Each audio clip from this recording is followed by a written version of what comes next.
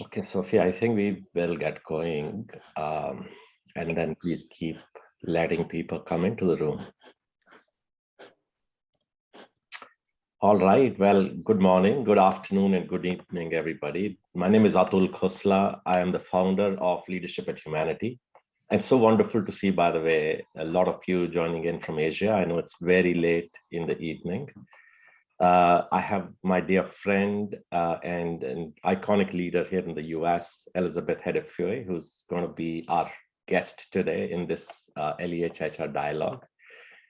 Before that, little bit of logistics, and then I want to introduce Elizabeth and give you a little bit of a context of these dialogues, because I know a lot of you are probably joining it for the first time or have not been part of the previous dialogue. So I'll give you a little bit of a color of what we do and why we are doing this.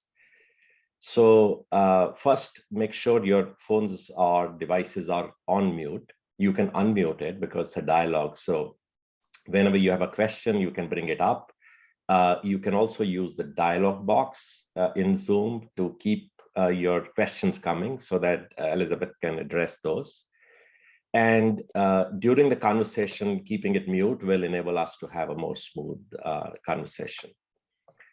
A little bit about Leadership at Humanity. So we started this, I call it a movement, last year in May of 2021, with a single or a sole purpose of reigniting humanity in business leadership. In my long career working across the globe, I felt that leadership had gone in a different direction, and we needed to bring it back to a point where leaders are human first before they consider themselves leaders. In this process of that, we introduced a few initiatives. We started these dialogues sessions.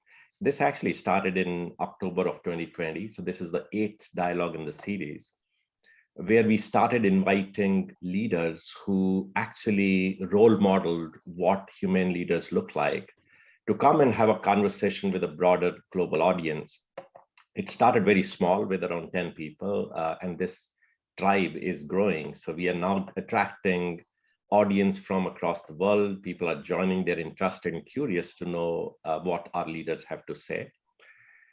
We also started leadership journeys, where we are working with senior leaders to help them understand and get connected with their core and expand their capacity in order to have a sustained impact on the businesses they lead, on the people they lead, and on themselves. So we have our second journey underway right now. We also started LEH Open Mentoring Program in August last year, and I know a lot of our mentees and mentors are on this call.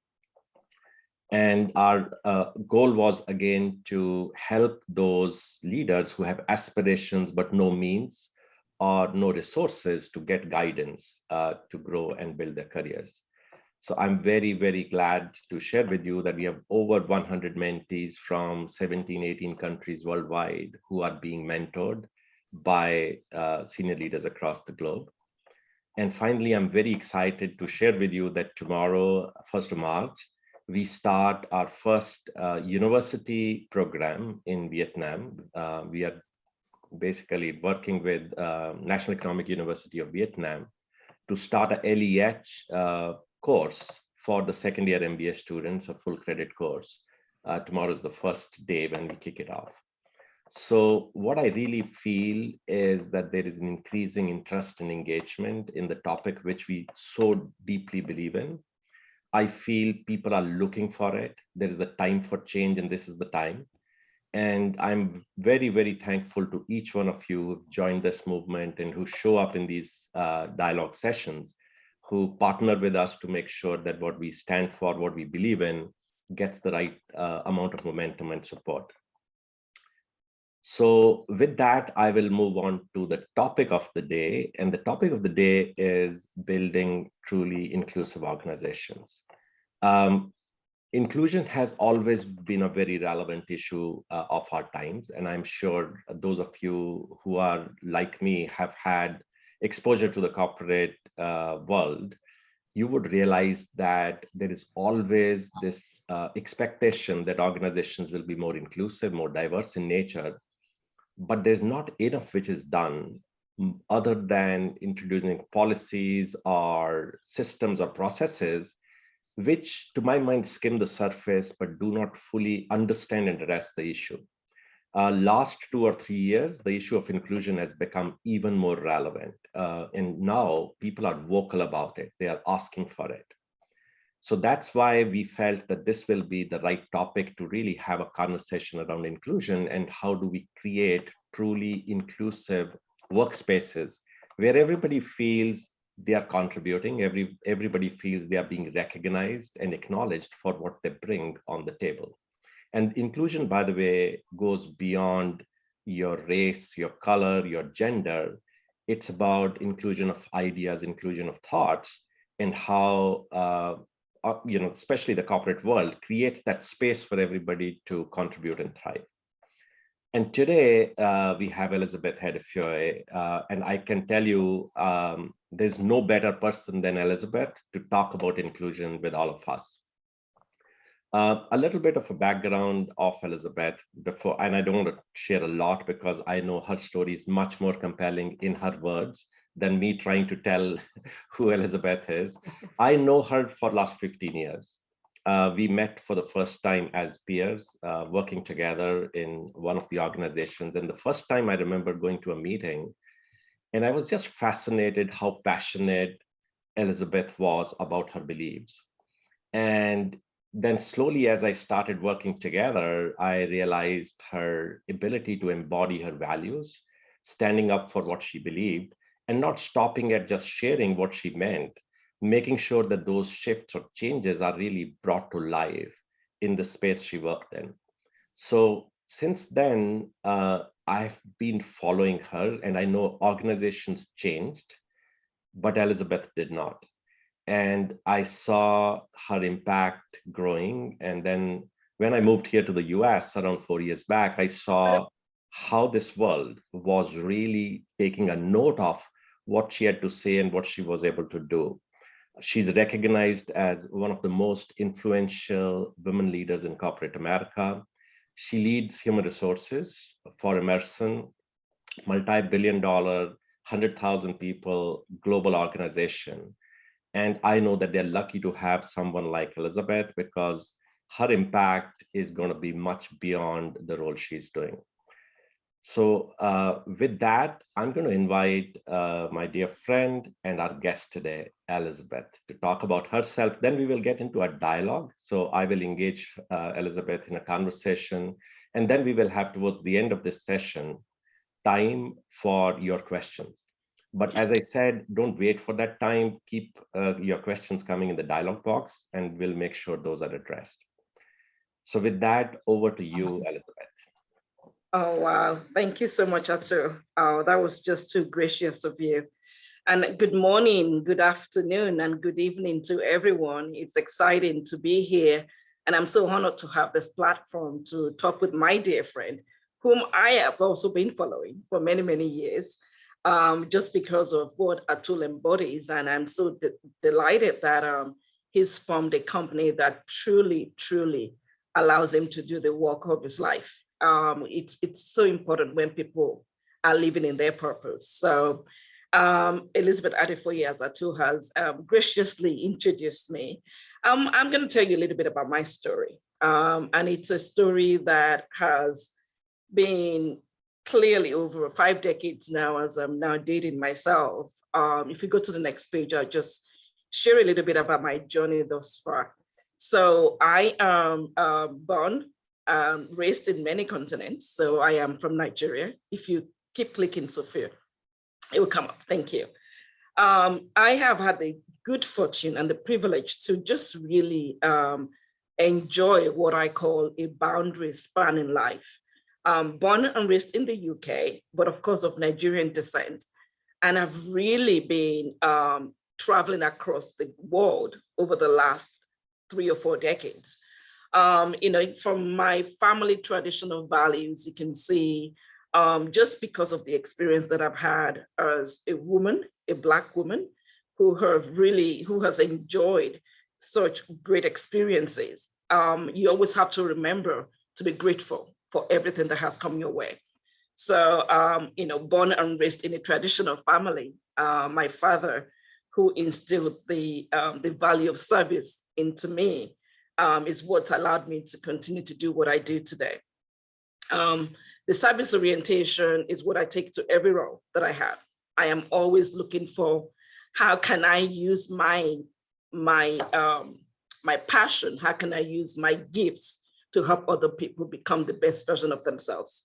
So as Atul said, yes, 15 years ago, we met in Novartis, but I've had many, many experiences across life sciences organization, starting in the UK, worked with Bristol Myers Squibb, then moved to Medtronic, where I had the opportunity to travel the world. At one time, I was responsible for 31 countries, leading organizations in Central and Eastern Europe, Greece and Israel. Atul and my path crossed in Novartis, where I also had the opportunity to lead organizations in the Western world. When you have so much of that experiences, you really understand what it means to really embody all of the traits that allows people to be the best that they can be. We're talking about inclusion today, inclusion, diversity, equity, belonging. These are all things that we need more than anything else, as Atul mentioned. The world has changed so much over the last few years that how you really build humane organizations that understand the value of people is so important. You can see some of the values that I have put down here in terms of just who I am. I am very passionate about transformation. I'm very passionate about people. I'm very passionate about innovation, creating the unimaginable. But I also know that you have to do it with teams that don't look like you, teams that don't speak like you, teams that bring different diversity to the table. And when we talk about diversity, it's diversity in all its forms, not just about race and gender, diversity of opinion, diversity of cultures, and really creating that space where individuals can be the best version of themselves. So I talk about really not really operating in a homogeneous environment that actually stifles my own passion and innovation, being of service to others, helping others uncover their own truth, helping them connect themselves with their own purpose. And really in terms of the environments that I try to foster, as well as the environments that bring the best out of me, it's really when we're really striving for something bigger than ourselves, when we have a huge, audacious goal, when we're trying to really do the unimaginable, when we really push ourselves to break down barriers and break down whatever it is that might stand in our way. So also when you think about building relationships, I'm a very, very relationships-driven person. But when we talk about relationships, it's relationships that are authentic, where you really can speak your mind, where you really feel that you are able to demonstrate courage, have difficult conversations, because it's in those difficult conversations that you uncover something different, a different perspectives. I remember one of my leaders back in Novartis actually always used to say to me that, Elizabeth, you like to promote a harmonious environment, which is great, but you should also allow conflict to occur. Don't be the person that's always going to solve that conflict, because in conflicts, there comes differences and there's value in differences. It was so profound to me to just listen to that and say, oh, so you mean I don't have to actually make everybody, agree? She says, no, you don't have to. Sometimes it takes a breakdown to have a breakthrough. And I capture that in my life's journey, which you can see here. And just some fun facts about myself as well. So I love to entertain. Sophia, if you click one more time, I love to entertain. Of course, I'm from Nigeria, so we always really gather families together and friends together. We love to cook. We love to have just have conversations. When my father passed away, and we were having a going home celebration for him, people were very surprised that there were only 4 of us. My father with 4 girls, I'm one of four ladies. And I said, why? They said, we could have sworn your father has 20 children and 3 wives. And I was surprised by that. They said, because your house is always full of people. And that's something that I really treasure. Having a community, having a tribe, bringing people together. I think that's important as we grow, as we develop, and as we also foster an inclusive environment. If you click to the next slide, Sophia. So there's some things that I'm really passionate about, and I too started to allude to that. It is really all about people. What makes people do what they do, what makes them tick, what drives them, how do we empower people, inspire people, and motivate them to do the best work of their life.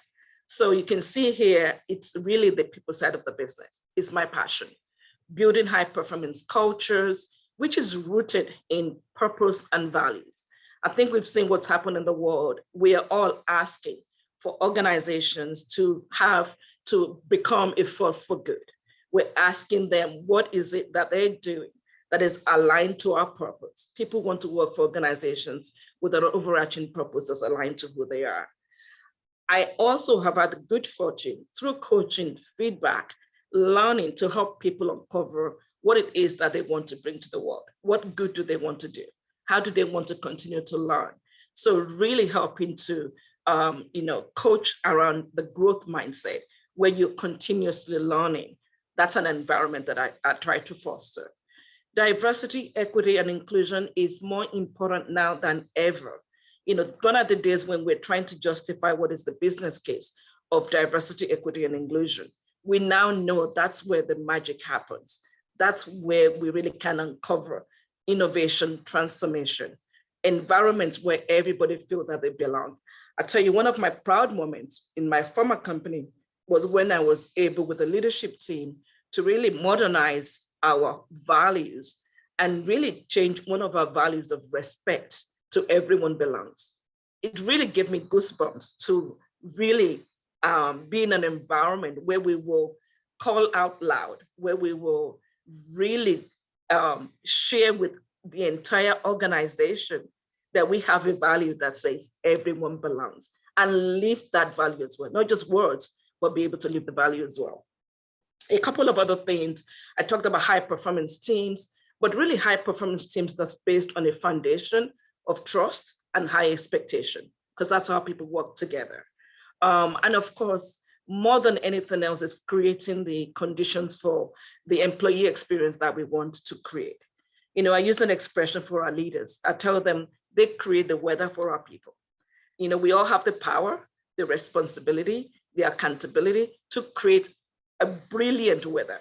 It could be cold in St. Louis or Chicago, wherever you are, but we all have the responsibility to create that conditions and that weather that really brings out the best in everybody around us, that helps them to really be inspired and be motivated. So that's why, for me, the opportunity and the privilege we have as human resources professionals to really help to foster, that inclusive environment that allows people to just be the best version of themselves, is what I strive for in every environment that I've been. So with that, that's just a little bit about my background and what I'm passionate about. I'm going to hand it over back to you, Ato. Well, I don't know how to follow that, Elizabeth. It was very, very inspirational, as always. I mean, I know I have a better probably a ringside view or a courtside view of who you are, but I'm sure our listeners today will get to see and get to experience who you are and what you stand for. So I've got some interesting questions going for you, Elizabeth. But before I go there, I want to call out a few things which really stood out for me. And I've, by the way, heard this earlier from you, but every time I sit into conversations like that, it still resonates the same way. I think first, three things I'll call out. First, you talked about building relationships. And everybody in the corporate world, more specifically in the corporate America, if I may say that, talks about building networks, not building relationships. And I think people invest a lot of time and a lot of effort in building networks, not building and cultivating relationships, which are more longer term, more deeper. And I call a relationship without profit because it's about giving, not about expecting back. Whereas networks are temporary and are give and take and has a very different connotation. So I think there's a big message for everybody here, especially those of you who are building your careers, the value of investing in creating, building, and nurturing relationships would go a 100%. long way to make you who you are. You talked about value of differences. I wish and I hope, Elizabeth, that more leaders like yourself in the positions like yourself where you are today are thinking like that, are creating space for a different opinion, because that brings richness to the outcomes which organizations can create. And that's where I was saying, when organizations talk about introducing a DE&I policy or having a DE&I officer, it's just scratching the surface. It's not creating the right space or environment where everybody could thrive and give their best.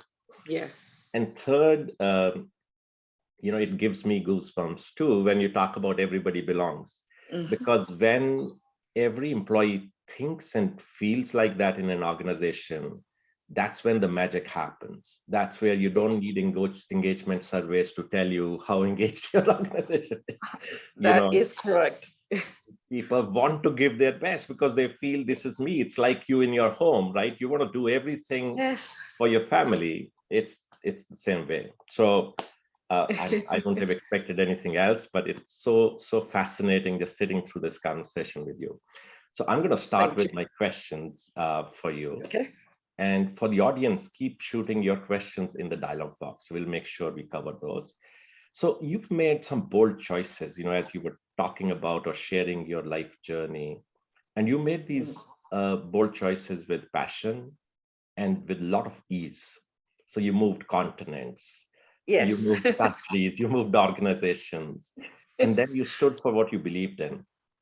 So tell me, what are those influences, maybe early on in your life, which enabled you, Elizabeth, to make those bold choices? Yes, thank you, Atul. Yeah, that's a great question. And, my biggest influence too, actually, I have in my life, my grandfather, my maternal grandfather. Born and raised in the UK, my parents went back home when I was 8 years old. And I remember vividly those times that I would travel with my father to our village in a town outside of Lagos. And I would get home to our village and I would sit on my grandfather's lap. And he would tell me so many stories of just courage, of adversity that he had to go through, of just strength. He was a head teacher, headmaster, what we would call principal these days. And I would just listen to those stories. And he always made me feel like I could do whatever I wanted to do. And he used to have a saying in our language then that meant, if your dream does not scare you, it's not big enough. And he felt like he noticed something about me that I could go all the way to whatever I wanted to accomplish. And just watching him, he lived to be 106 years old. Just watching him and hearing his stories, seeing how hardworking my grandmother was with him. And then my father carried that through. He was a servant leader. He was a hardworking individual. He really encouraged me to just be the best that I can be. He encouraged me to push the envelope. He encouraged me to dare to be bold. So when I look at my grandfather and I look at my father, and of course, many other influences in my life, as I was growing up, I had a good fortune of being coached and mentored by many leaders in many of the environments that we've worked. And that really just helped me to continue to push myself. Now, given opportunities to live in 4 or 5 continents, it's super important.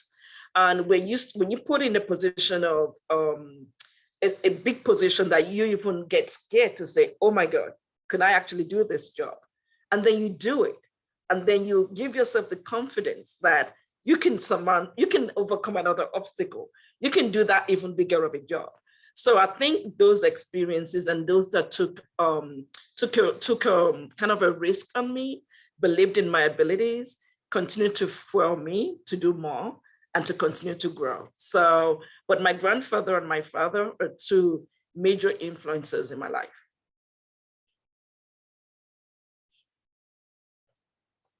You're on mute, too.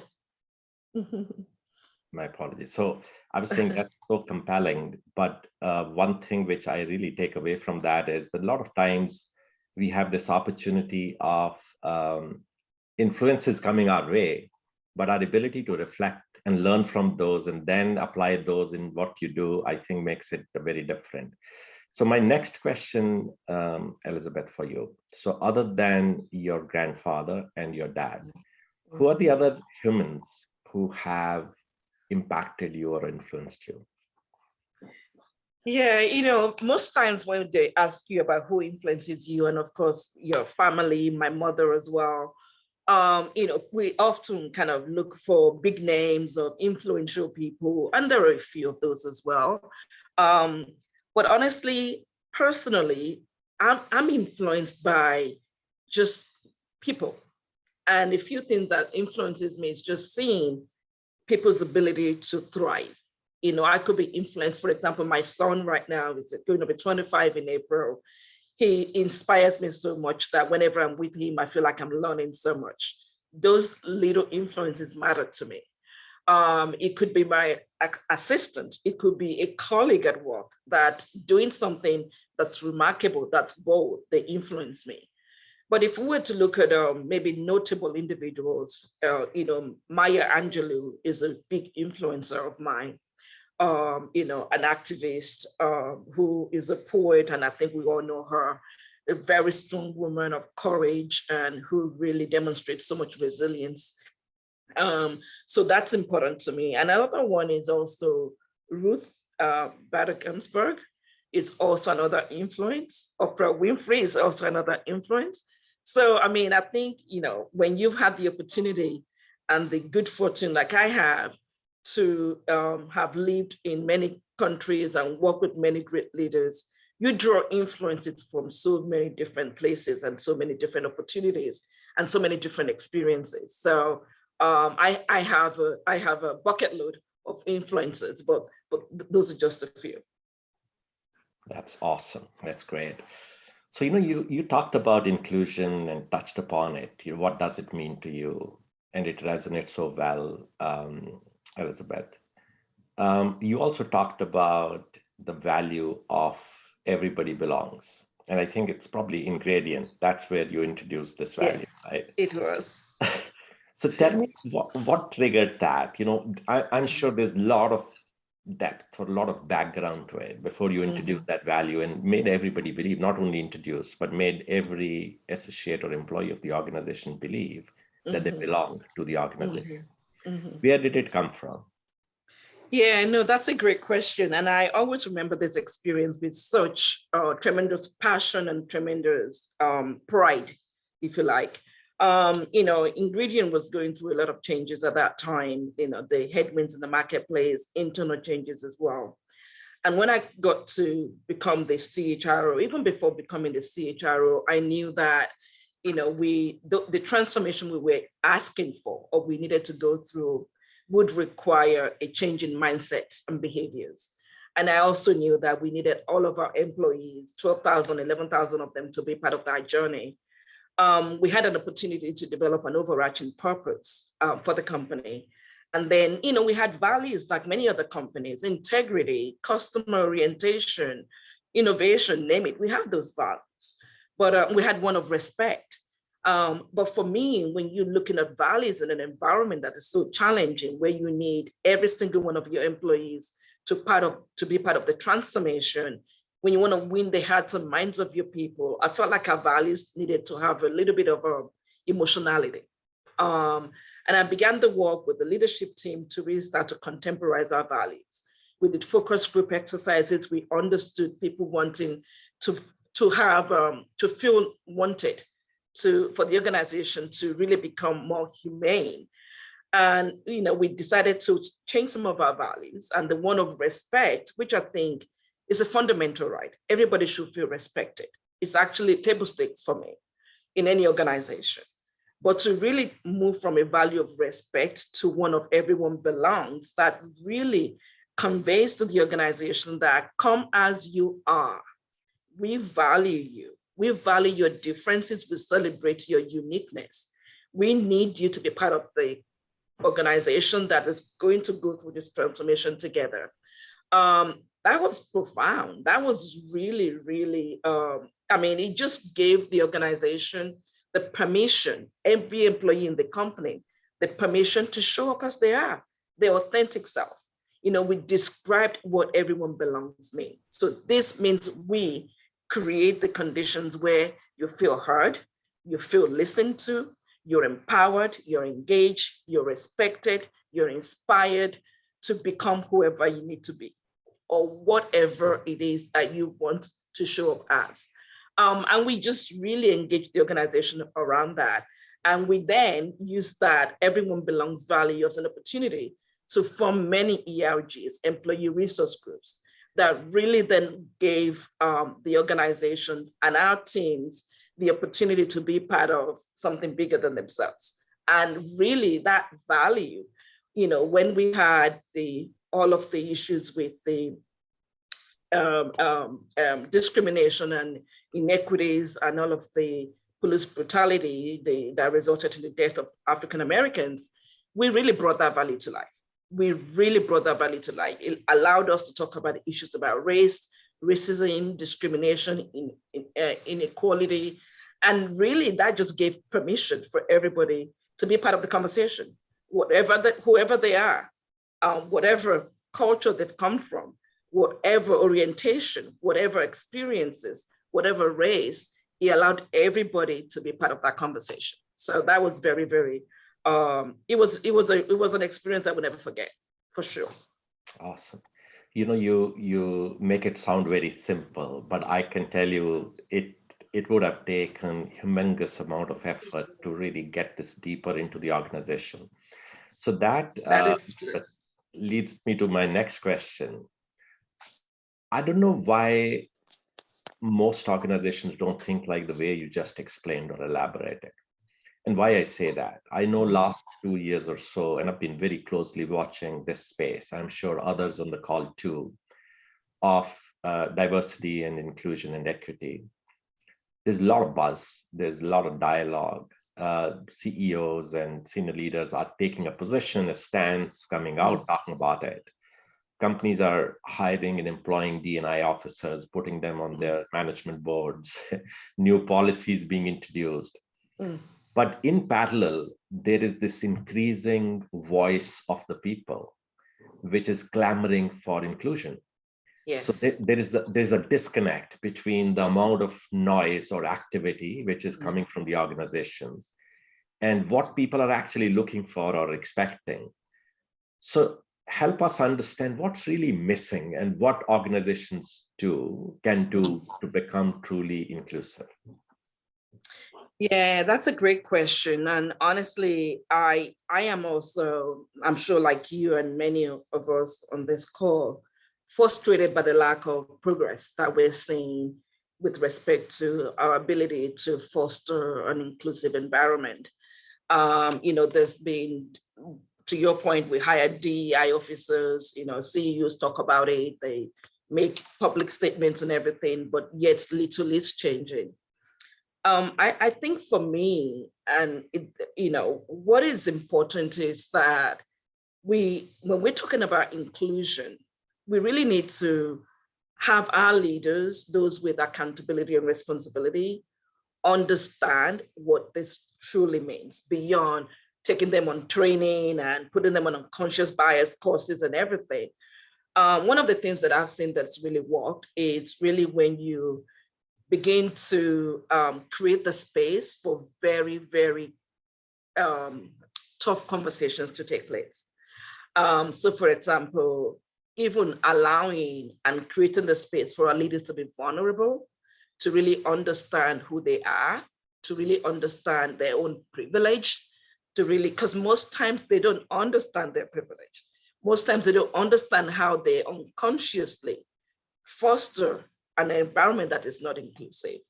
When you really kind of help them understand who they are, communities in which they've grown up, the experiences that they've had, the culture that, because many of these things are formed from an early age. You know, what we get told at the dinner table that is acceptable is what we pick up as young children.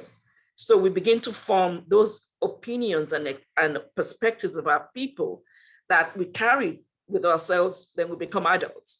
And if we don't really break ourselves down, be vulnerable to really understand how we can truly be an inclusive leader, a leader that has empathy, that listens well, that encourages different perspectives, that inspires others to be the best version of themselves, that really seeks to learn from others. Those are the things that we need to do when we're looking at inclusive leadership. And that's how I start the conversation with our leadership. I really do not, I think the training is all important, but really creating the space for courageous conversation. Something we do in Emerson here that I really like a lot is we have something we call inclusion moments.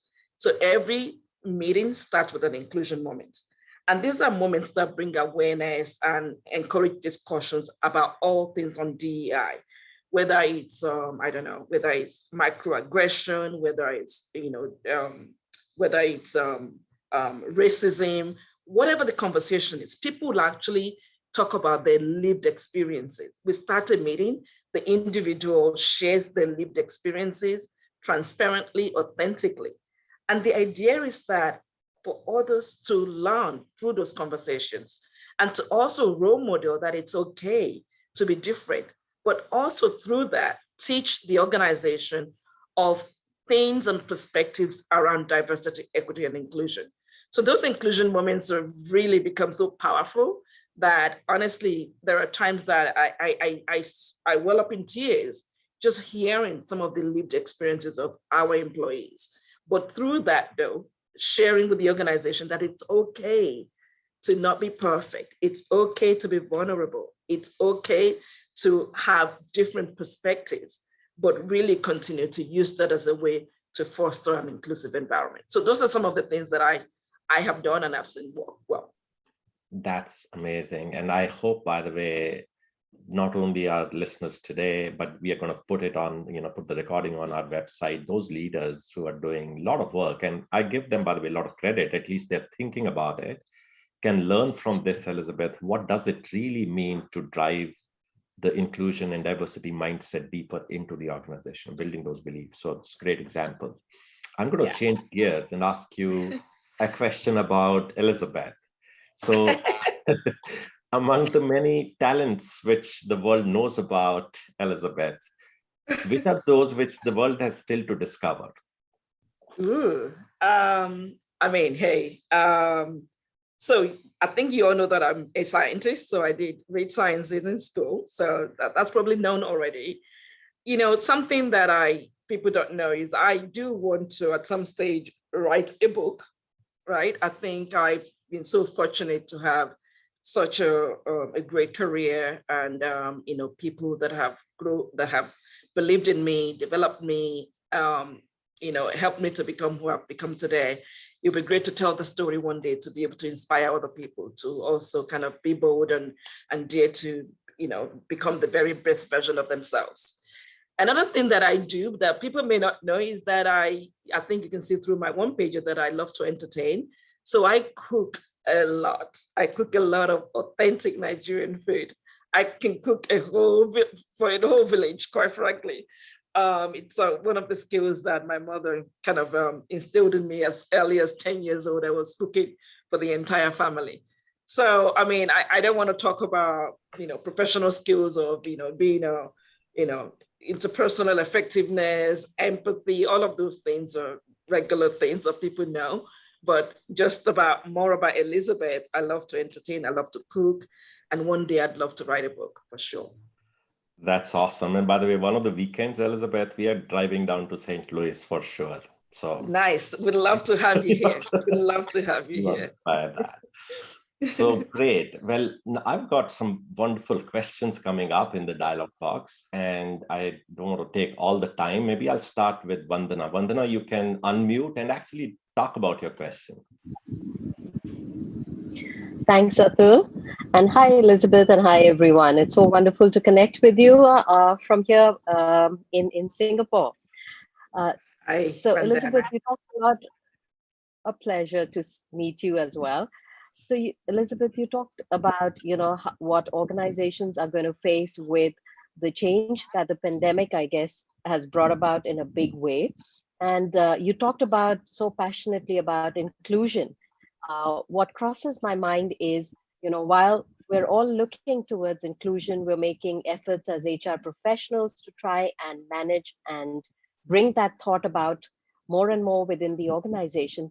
There is a certain sense of protectionism that I think all of us, many of us, I would say, have witnessed. As HR, I think we're more sensitive to that. So what would be your advice to organizations and to HR leaders of how do we balance, in a sensitive time of inclusion versus protectionism that seems to be the voice in many, many different geographies and countries? Yeah, great question. By protectionism, you mean others who may not really buy into what we're trying to do, right? Yes, and kind of putting a lens of nationalism when we're looking to get talent in markets that from outside talent coming into different markets. There is a sense that many of us, I think, would have experienced.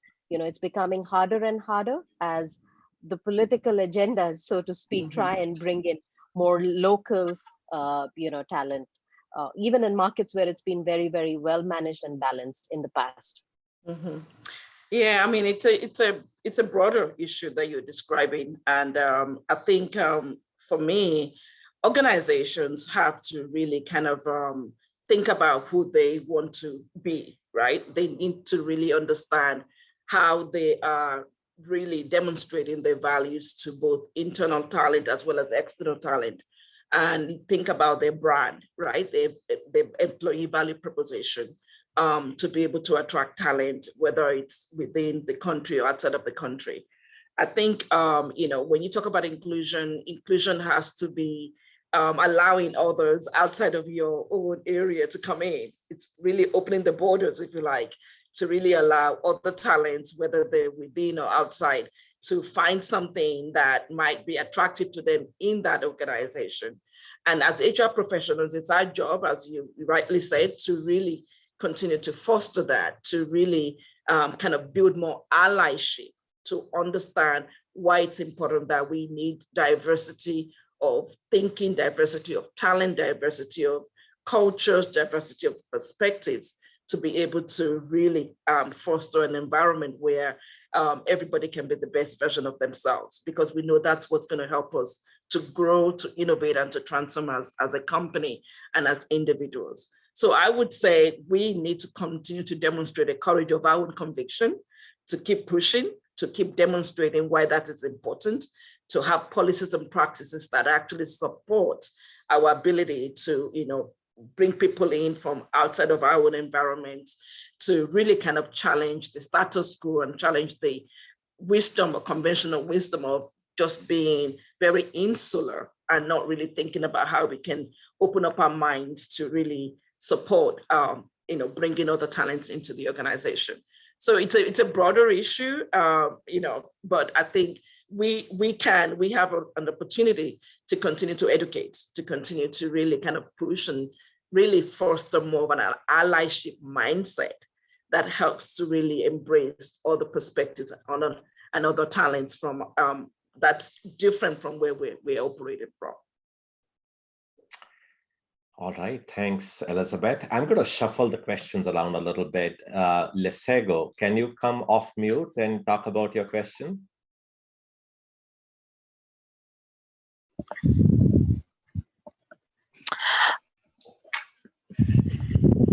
Hello, can you guys hear me? Yes, very well. Hi, thank you so much, Elizabeth. Thank you so much, Atul, for having organized such a very insightful discussion, or through Elizabeth. My question was around current situation that we're facing, and we've been tasked as the ladies. We've started a women's forum in our workplace, and it was so unfortunate that the first meeting ended up very heavy when we had other colleagues that were very teary and expressing situations of bullying in the workplace, and most all coming from top management or leadership. And one of our homeworks was, what is it that you could do, or what is it that you could say in order to change the situation to top management? And because it has become such a culture in where we are, where females are not seen nor heard. We only have one female representation in a team of 12 OLT members or leadership members.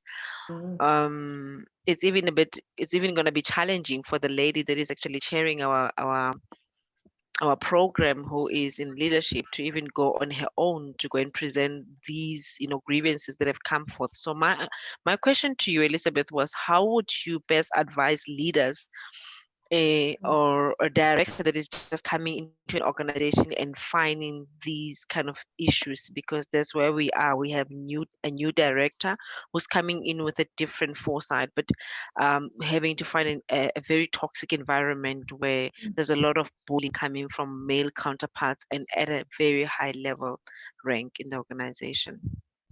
Wow, that's a tough one. That's a tough question. And it breaks my heart to even hear that kind of environment. It's just a reality of how things are still happening in this day and age. I think it's going to require a lot of courage. It's going to require a lot of courage. I think you need to raise awareness of those issues. You need to really find a way to connect with the hearts of the leaders of that organization for them to understand the environment that they're creating for women that really it's just not healthy at all.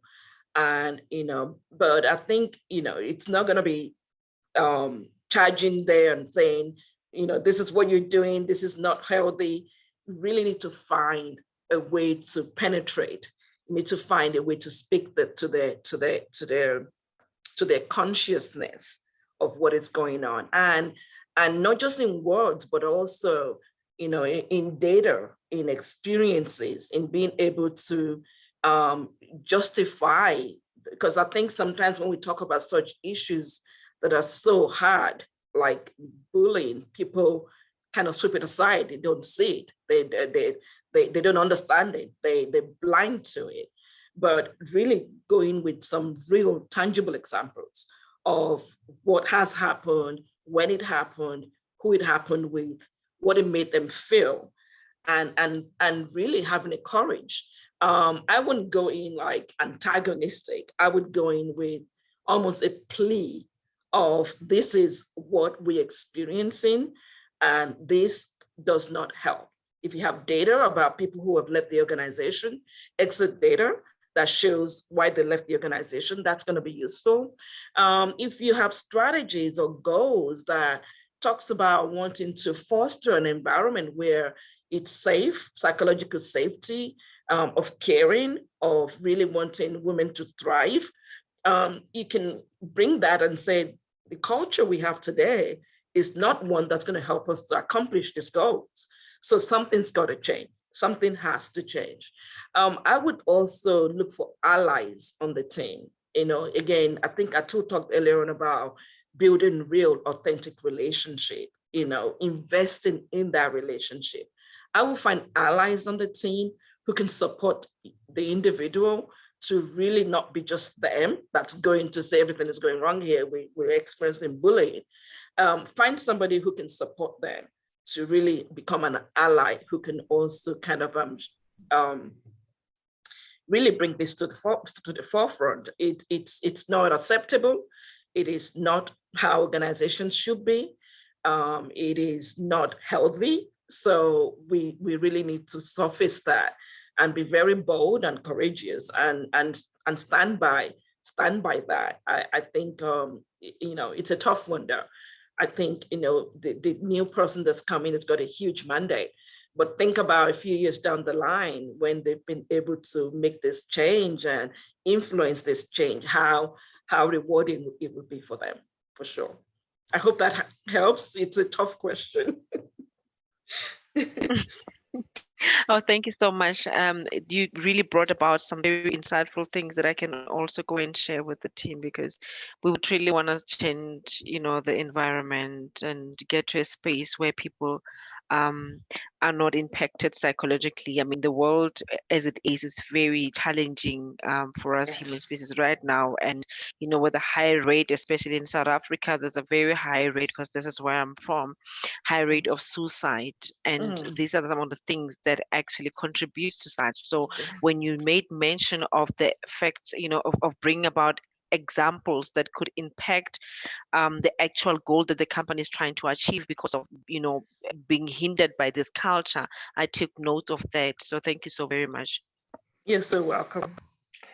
Segun, thank you for bringing up this question and really encouraging such a nice debate about it. I know there's a lot to be done, but it has to start somewhere. And I think everything you said, Elizabeth, is something which will enable us to at least make a beginning and then lead it to the right conclusion. Next, I'm going to request Lisa Ablajon come off mute and share your question, Lisa. Thank you so much, Elizabeth, for the talk. It's really very, very inspiring for us to hear. So my question is, because I'm from an Asian country, and I don't know if you're quite familiar about the cultures that we have across many of our markets in Asia. So our culture is very paternal or maternal, and so we always look at somebody, for decisions, for direction, and so to a certain extent, it's hard for us to actually be bought an idea coming from a manager, and so we're kind of fearful, to be honest, of being retaliated against, or being our opinions not being respected and considered. So how do you revert the culture towards what you're describing, where people get to be heard, opinions are respected even though they might be different from each other? So how do you start building that kind of a culture is probably the question. Yeah, no, it's a great question, and it's a journey that we're on, quite frankly, my company now with Emerson. I think I totally can relate to the culture you're describing, being of Nigerian descent. We respect our elders, we respect hierarchy, we respect authority. You don't speak until you're asked to speak. I remember back in the day, it's like children are seen, not heard. I mean, really, we want to see and hear children these days, So I think the thing that is important is to take the pulse of the organization. You need to actually get some data around the experiences that we're creating. Take the pulse of the organization, understand the sentiments around the organization, whether it's through a survey or through a focus group, because in an environment where you're trying to make a change, people want to understand, what are we today? And then what are we trying to become? And then showing that what we are today is not going to get us to where we want to be, what we're trying to get to. By sharing that data, what I've done in the past, and I continue to do it now, and I'm actually doing it in my current company, is to really share those raw data with leadership to say, this is the weather we're creating today.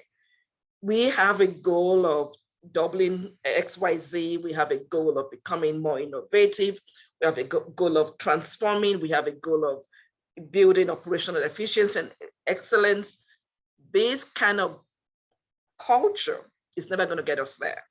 We have a goal of, we talked about DEI, and we have goals around that.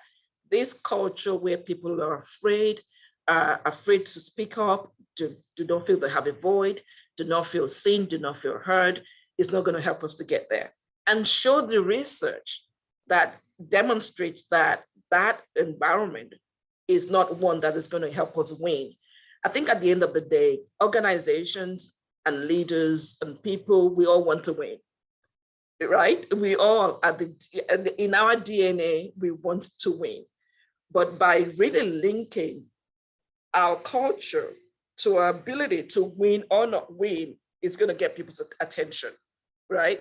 By showing data, like I was saying earlier on, showing data on people that may have left because they felt marginalized, they felt unheard, people that left because they felt that they weren't able to be stimulated to even have a voice in the room, people that left because they felt that they were spoken to in a ways that made them feel less of themselves.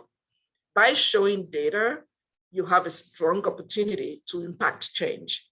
So always have a data, always get people to support what you're trying to do, always paint a picture of what the company can become, again, using data, right? So I think those things help to just really begin to make that change happen. You know, that's why I went back to the values of the organization, because our values define who we are and our values define our character. And they show up on good days, they show up on bad days, right? So by going back to your values and saying, we have a value of, I don't know, respect, of integrity, of everyone belongs, of diversity, equity, and inclusion, but we're not living those values because we're not allowing all of the voices at the table. We're not really bringing up all of the ideas and imaginations of our people. So it's going to take some time because you cannot change overnight, but really building the business case and the business rationale for why the change needs to happen and supporting it with data and really, you know, stay the course and build allyship as well. Bring people who believe in the cause to support what you're trying to do. I think that's what's going to make the difference, but it will take time. All right. Well, Lisa, thanks very much. Great question. Elizabeth, thank you so much for joining us today. By the way, you probably don't know, but Elizabeth is taking this call from an aircraft hangar, and she has 5 minutes and she's getting into a flight. That's and right. I'm going to Houston, Texas. She came in very early in the morning to be on this call. So I'm so thankful. And, you know, I kind of always think I know you, but every conversation like this inspires me to know you even better. So I look forward to getting in touch with you. Thanks so much for a very, very engaging dialogue. And yeah, have a wonderful day and we'll be in touch soon. I know we have some great questions here. I'll follow up, Elizabeth, with you. I mean, we have some nice questions and we can probably get back to our participants with those responses. So thank you so much. Thank you so much, Atul. This has been a pleasure. Thank you. I appreciate it. Thanks so much, Elizabeth. Thanks a lot. And we will now transition to our mentoring call. We are celebrating actually the conclusion of our first cohort of mentoring. Nice. Congratulations. Thank you. Bye-bye, everyone. Thanks so much, Elizabeth. Have a wonderful flight. Thank you.